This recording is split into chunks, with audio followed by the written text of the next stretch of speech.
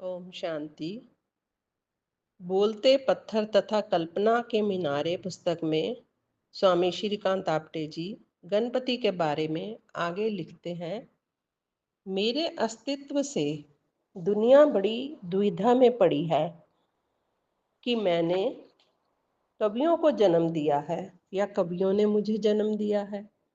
ज्ञान लोचन खुलते ही ये भेद मिट जाएगा, सहयोग सज जाएगा।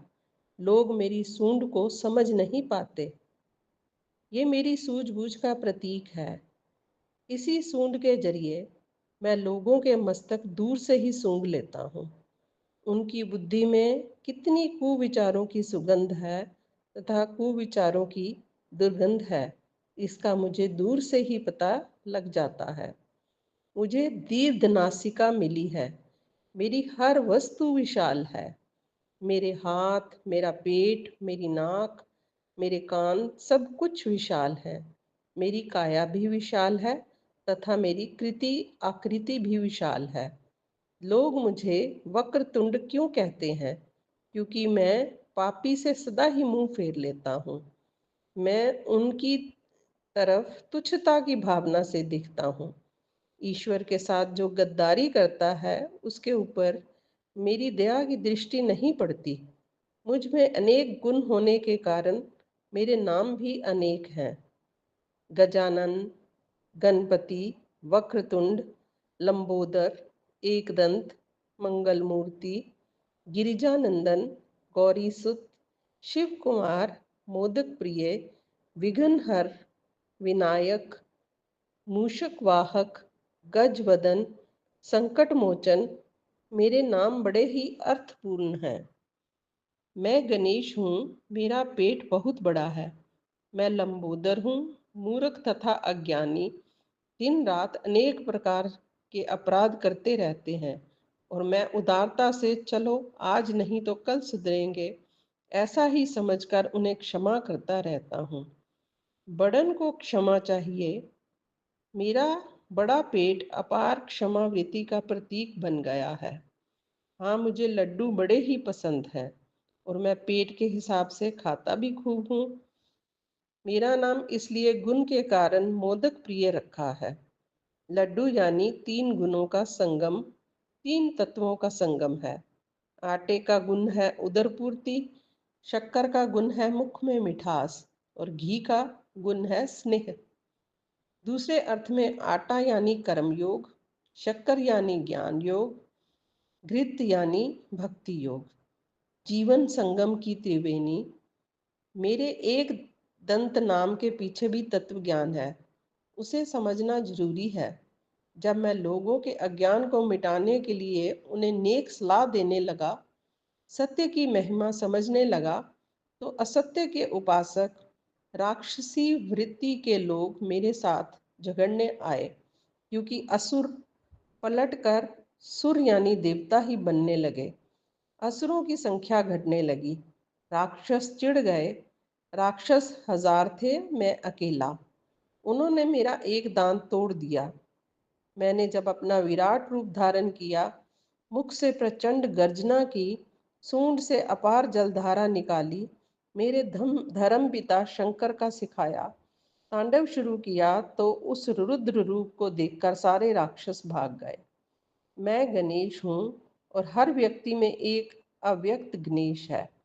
ज्ञान की आंख खोलो तो दिखाई पड़ेगा गणेश। मेरा एक सुंदर नाम है विघ्नहर्ता। महाराष्ट्र में जब शादी या कोई शुभ कार्य होता है, तब मुख्य द्वार पर मेरा ही चित्र लगाते हैं। क्या कारण है? अलग अलग विचार रखने वाले इष्ट मित्र सगे संबंधियों का जमघट लगता है। विचारों के टकराने की, मत मतांतर से वाद विवाद तथा वाद विवाद से मान अपमान, मान अपमान से मारा मारी और मारा मारी से कोई अमंगल घटना घट सकती है।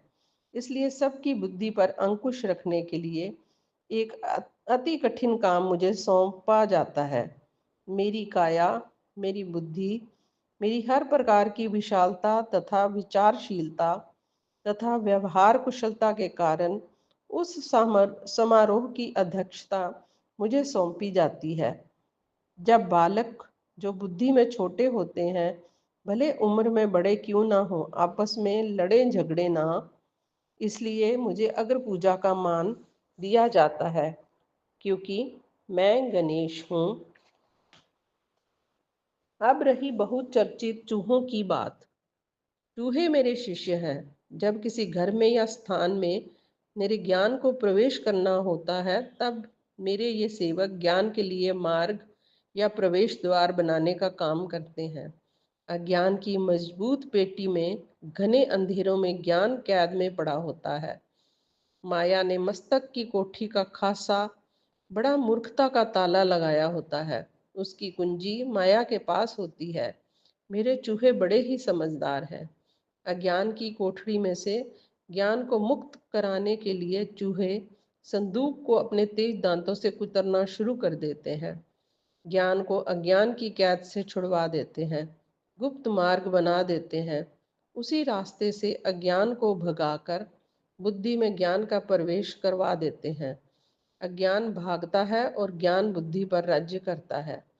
चूहे मेरे सैनिक हैं, गुप्तचर हैं। जीव छोटा है, मेरे सहवास से उनको बड़ी शक्ति मिलती है। मेरी संगत के कारण मेरे साथ वह भी पूजे जाते हैं। जिनकी बुद्धि में गणेश विराजमान होते हैं, वहाँ शब्दों की सिद्धि, काव्यों की सिद्धि तथा कवि कल्पना की समृद्धि आ जाती है। उसी काया रूपी पत्थर में से एक सुशोभित, सुगठित, सरस, सुरभय, सौंदर्य मूर्ति प्रकट होती है। सुविचारों की वर्षा होती है, रम्य कल्पनाएं रमती हैं, विचार वैभव की प्राप्ति होती है। एक पत्थर आपसे बातें करता है, अपनी जीवन कथा सुनाता है। एक अर्थहीन ऊबड़ खाबड़ सा पत्थर जीवित होता है, जो समझना चाहे उसे वह समझा देता है। पत्थर में छुपा गणेश प्रकट होता है, बोध देता है। पत्थर के प्रति हमारा तिरस्कार दूर होता है। उसे जड़ की भाषा समझने की समझ, उसे गूंगे की कहानी सुनने के कान, अरूप में से रूप निकालने की कला प्राप्त होती है। हर एक में एक एक गणेश है। ओम शांति। गणेश जी के बारे में ये गुरु जी का चिंतन आप सबने सुना।